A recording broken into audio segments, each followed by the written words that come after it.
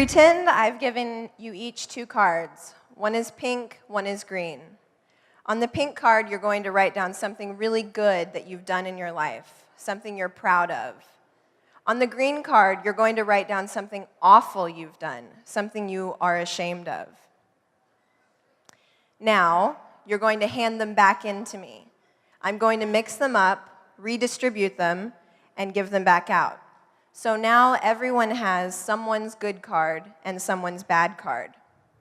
With those, you're going to create a very short story about a character who has done both of those things.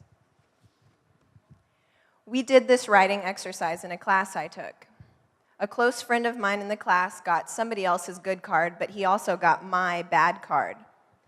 The good card read, "I hand out sandwiches every week at the soup kitchen."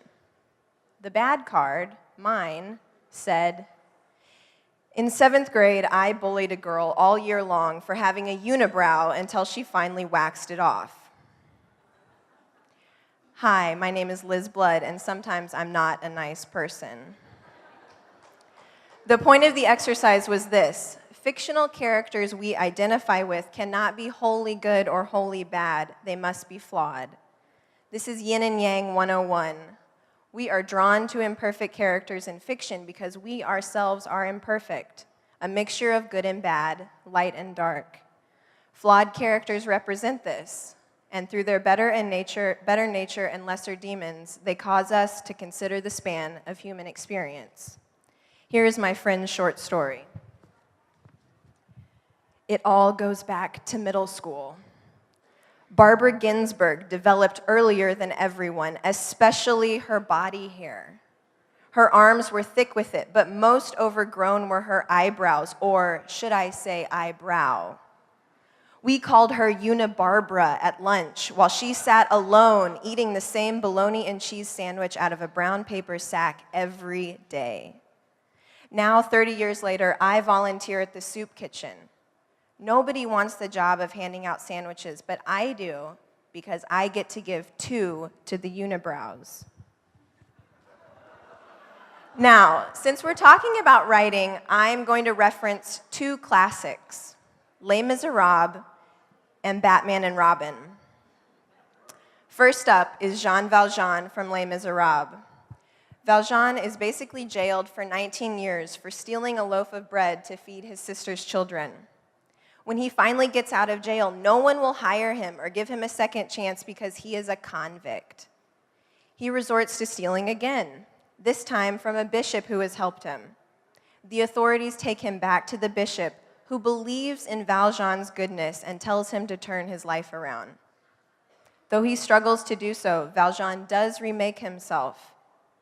Javert, the police inspector, struggles with being able to see the good in Valjean because Valjean is a thief, and Javert has come to believe that thieves are all one and the same. Second up is Mr. Freeze from Batman and Robin. You might remember Mr. Freeze as being played by Arnold Schwarzenegger. He has a freeze gun, which he uses to freeze things and people solid as he helps Poison Ivy overtake Gotham City. Poison Ivy tricked Mr. Freeze into believing that Batman had killed his wife, so Mr. Freeze is trying to avenge his wife's death. Essentially, he is a bad guy, but because of his motivations and his love for his wife, we see he isn't the typical bad guy, and we feel sympathy for him. Obviously, supervillains and thieves are not all one and the same, and what Victor Hugo does, and even what Batman and Robin does, is get you to look at the individual character of the man. Stories force us to see people one at a time, which makes them perhaps the greatest hedge we have in this world against stereotypes. They cause us to identify with each other. This isn't to say that we should excuse bad behavior because someone has had a hard shake in life, but it is to say that we should acknowledge that a thief is much more than a thief. He is a man and deserves to be treated like one.